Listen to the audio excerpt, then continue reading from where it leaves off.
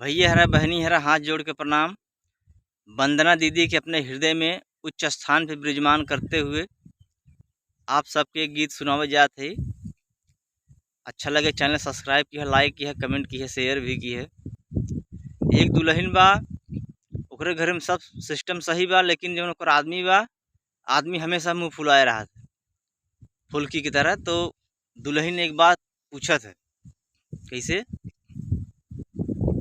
रोज ऋषियाना हो रोज ऋषियाना, रोज ऋषियाना हो रोज ऋषियाना, तोहार कवन बान राजा रोज ऋषियाना, तोहार कवन बान राजा रोज ऋषियाना।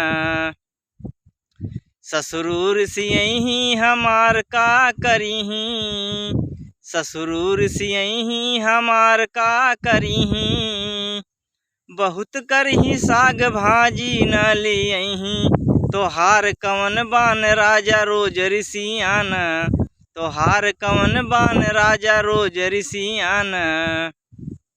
सासू ऋषियही हमार का करीही, सासू ऋषियही हमार का करीही, बहुत करही गुण यौ सहूर न बतही, तोहार कवन बान राजा रोज ऋषियाना, तोहार कवन बान राजा रोज ऋषियाना।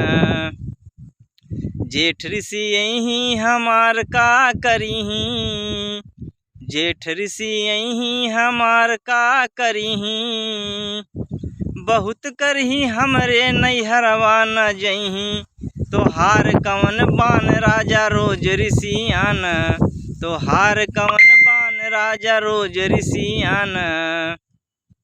देवरू ऋषियही हमार का करीही, देवरू ऋषियही हमार का करीही, बहुत करही हंसी औ मजाक न करीही, तोहार कवन बान राजा रोज ऋषियाना, तोहार कवन बान राजा रोज ऋषियाना।